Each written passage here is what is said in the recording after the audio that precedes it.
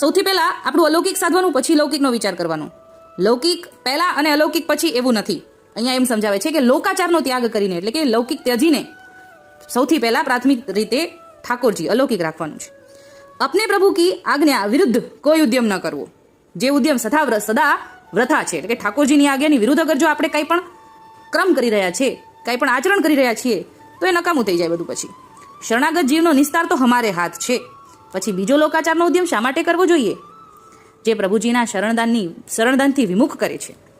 એટલે ઠાકોરજીના આજ્ઞા પ્રમાણે આપણા ધર્મની અંદર, પુષ્ટિની અંદર રહીને અગર આપણે ઠાકોરજીના આજ્ઞા પ્રમાણે ચાલીએ તો પછી ઠાકોરજી જીવનો નિસ્તાર કરે છે, ઠાકોરજીના જ હાથમાં છે.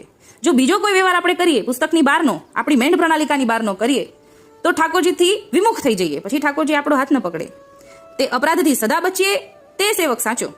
બીજો કોઈ ઉદ્યમ આ માર્ગમાં છે.